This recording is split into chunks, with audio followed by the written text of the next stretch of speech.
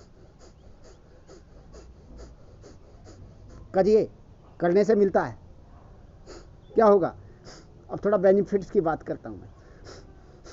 नौजवानों के लिए थोड़ा तेज गति से, और जो थोड़ा बड़ी उम्र वाले हैं, हार्ट के पेशेंट, वो धीरे धीरे, हार्ट वाले धीरे धीरे करें, कोई नुकसान नहीं, करें, कोशिश करें। कोशिश करने वालों की कभी हार नहीं होती, और लहरों से डर के कभी नौका पार नहीं होती। कपालभाति करिए, कॉन्स्टिपेशन, गैस, कब्ज, थोंद आगे निकल जाती है, वो नहीं निकलेगी। प्रोस्टेट की समस्या, ये प्रोस्टेट होता है यहाँ, ये 2 किडनियाँ आज, इनकी समस्या, प्रोस्टेट। माताओं को यूट्रस की समस्या, नाभि की समस्या, इंडाइजेशन की समस्या, इंटेस्टाइन की समस्या, बड़ी आंत की समस्या, लीवर की समस्या, ये राइट साइड में लीवर होता है, इधर हार्ट की समस्या,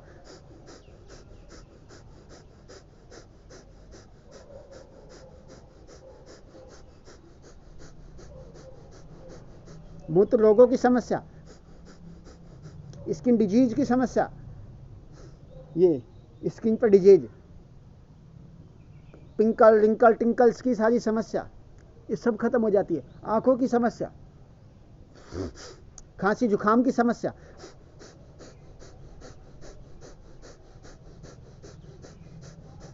कब्ज की समस्या। आखिर क्या नहीं हो सकता कपालभाति से? करके तो देखो। डू एंड अचीव का सिद्धांत है मेरे भाई, जो करेगा वो सब पाएगा। आनंद से करना। और सबसे बड़ी समस्या तनाव की समस्या, जीवन में निराशा, हताशा। अरे मेरे भाई, क्यों निराश होना? जब योग है, जब प्राणायाम की क्रियाएं हैं, जब कपालभाति, हठ योग आपके साथ है, जब हठ योग आपके साथ है, तो डरने की क्या बात है? सदा सफलता साथ तुम्हारे, हाथ में उनके हाथ है।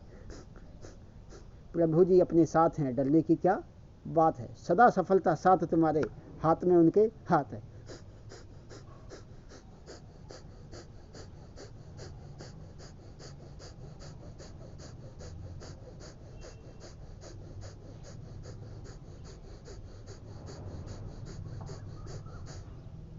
कपालभाति, तो ये कपालभाति का अभ्यास किया आपने, लगातार करेंगे तो देखना आपके जीवन में मंगल होगा, उत्साह होगा। तो करते रहिए कपालभाति, रुकिए नहीं। कितनी देर? जो सामान्य लोगों 5 मिनट्स, और जिनको पेट की कुछ बीमारियां, गैस, कब्ज, कॉन्स्टिपेशन, विभिन्न प्रकार की, आधा घंटे कपालभाति कीजिए। डरिए मत, बीमारियों के से हार नहीं मानना। कोरोना के इस भय के वातावरण में लोग कोरोना से डरे हुए। अरे भाई, हमने तो बड़े बड़े काम जैसे राक्षसों को जीता है। काम से बड़ा कोई बीमारी नहीं है। इच्छाएं, वासना, भोग, इससे बड़ी कोई बीमारी नहीं होती। लोग कोरोना से डर रहे हैं, लेकिन भोग से नहीं डर रहे। देखिए, मैं आपके सामने, मैं भोग से डरता हूं, मैं कोरोना से नहीं डरता हूं।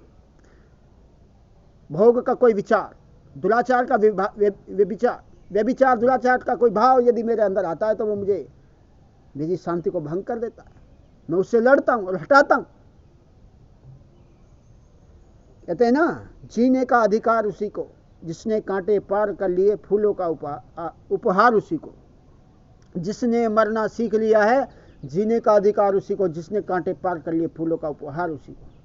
तो जीना सीखो, और जीने से पहले मरना सीखो, और मारना सीखो। मारना किसको है? घमंड को, अहंकार को, काम को, क्रोध को, लोभ को, मोह को, ईर्ष्या को। अविद्या का नाश करना है। अविद्या, अस्मिता, राग, द्वेष और अभिनिवेश, 5 क्लेशों का हमें नाश करना है। और इसका तो अभ्यास योग के अनुष्ठानों से, योगांग अनुष्ठानाद अशुद्धि चय ज्ञान दीप्ति अविवेक ख्याति तक होता है।